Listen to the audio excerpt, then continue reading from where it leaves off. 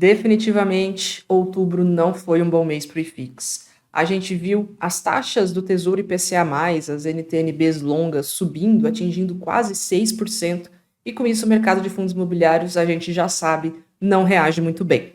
Nesse mês de outubro, o IFIX apresentou uma desvalorização de mais de 1,3%. A nossa carteira recomendada também desvalorizou. Eu vou te mostrar o que aconteceu. Nós temos 2 fundos ali na carteira recomendada que tiveram um desempenho bastante aquém, bastante abaixo do esperado. Eu vou te mostrar tudo isso nesse vídeo e também vou te falar, e aí, o que é que nós precisamos fazer agora? O que nós estamos vendo para esses 2 últimos meses de 2023? Vamos lá?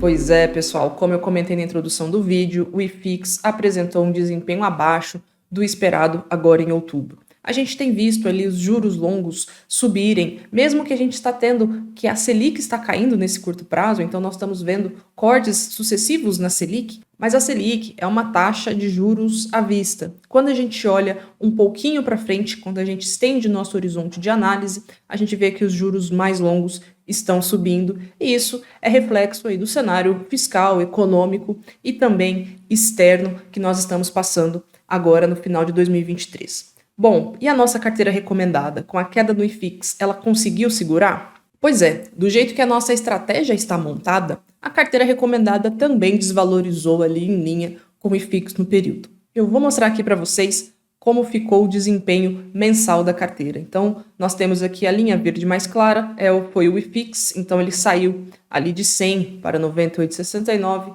e também a nossa carteira recomendada começou caindo menos do que o IFIX, mas ali mais para o final do mês ela apresentou um desempenho inferior ao IFIX nesse período, tá? E aí, o que a gente pode olhar? O que foi que aconteceu? Vamos olhar aqui nesse gráfico aqui do lado para a gente entender quais foram os motivos que levaram a essa queda. Vejam aqui o retorno por ativo, tá? Então, como eu comentei anteriormente, 2 fundos foram os responsáveis pelas maiores quedas. Eles foram o JSRE e o CPTS. No relatório que vocês podem baixar aqui no site da AK Research, ele já está disponível de forma gratuita. O link está na descrição do vídeo, caso você ainda não tenha acesso. Eu explico com mais detalhes qual é a tese de investimento, tanto em JSRE quanto em CPTS, e por que esse desempenho tão abaixo da média do mercado aconteceu. Então, ali você vai conseguir entender o racional deles estarem na nossa carteira recomendada e também os motivos. Já adiantando, né, o CPTS ele tem uma estrutura de capital diferente. Então, o que acontece com o CPTS? O CPTS ele tem uma alavancagem de cerca de 17%, e essa alavancagem ela tem o custo de CDI. Então, hoje, o custo dessa alavancagem está elevado. E quando a gente olha para a carteira do CPTS, ou seja, para o que gera receita para o CPTS, essa receita está atrelada ao IPCA. E essa receita atrelada ao IPCA, como nós tivemos uma inflação desacelerando nos meses de agosto, por exemplo, isso impacta a distribuição do fundo agora em outubro e provavelmente pode impactar também no próximo mês de distribuição. Então você tem uma despesa elevada e uma receita mais baixa.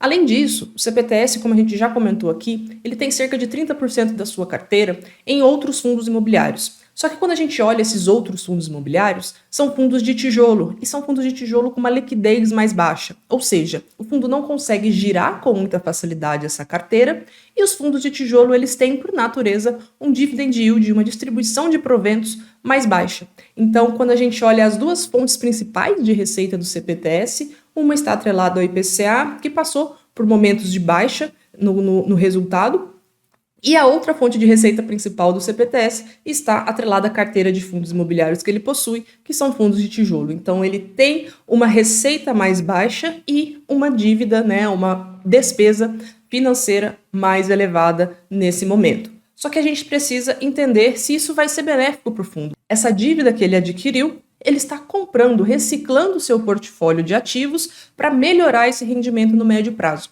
Então, quando a gente tem essa janela de 2 meses, a gente viu que a distribuição saiu ali de cerca de 8 centavos para apenas 5 centavos por cota, mas a perspectiva é positiva. A perspectiva com queda de juros e talvez uma aceleração da inflação, isso vai fazer com que o CPTS tenha um resultado melhor no médio prazo. Bom, então falando aqui do RBRY, um fundo que apresentou aí uma valorização de 1,7%, a gente não espera valorizações desta magnitude em apenas um mês em fundos de papel, mas o RBRY finalizou sua emissão de cotas, ele vai comprar mais ativos em CDI, conforme foi sinalizado durante a oferta, então foi o fundo que teve o melhor desempenho no mês. Os outros fundos aqui, se nós olharmos a composição da carteira, a boa parte dela teve um desempenho superior ao IFIX, o IFIX caindo 1,31%, todos esses fundos aqui tiveram um desempenho superior ao IFIX, no entanto, os fundos que tiveram um desempenho inferior ao IFIX tiveram um desempenho muito fraco, muito ruim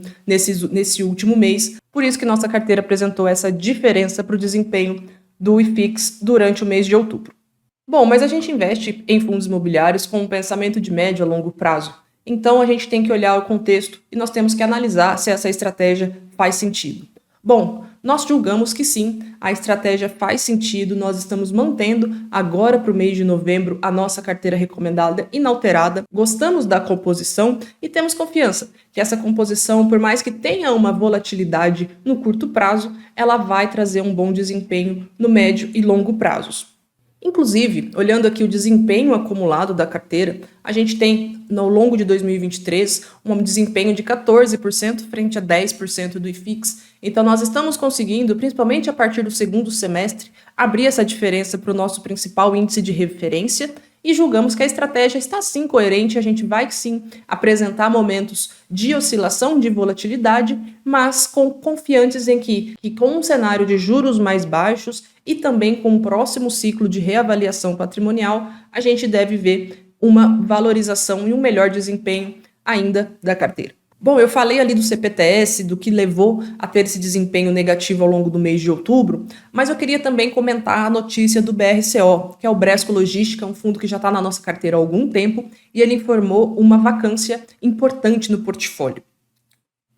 Ele anunciou a rescisão antecipada do Grupo Pão de Açúcar no CD04, que é um galpão logístico localizado na cidade de São Paulo. Acontece que essa rescisão tem aí um aspecto interessante, porque em junho, agora de 2023, o Grupo Pão de Açúcar rescindiu o contrato com outro ativo do fundo, que o fundo inclusive já vendeu, só que durante as negociações de pagamentos de multa, foi feito um acordo nesse ativo, nesse CD04. Então foi feita uma extensão contratual e também um reajuste desse contrato para que tanto o Bresco quanto o Grupo Pão de Açúcar chegassem a um acordo.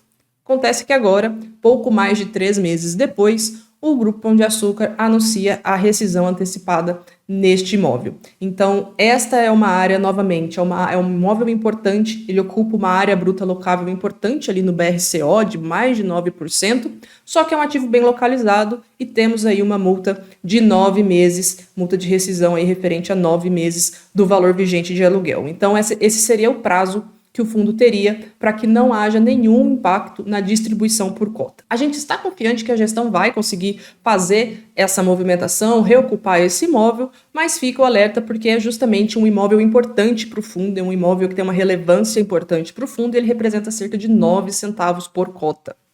Bom, pessoal, me falem aqui como foi o mês de outubro para vocês, na carteira de vocês, se vocês estão acompanhando nossas recomendações e também aproveitem para se inscrever no canal e aproveitar todo o nosso conteúdo em primeiríssima mão. Um forte abraço e até a próxima!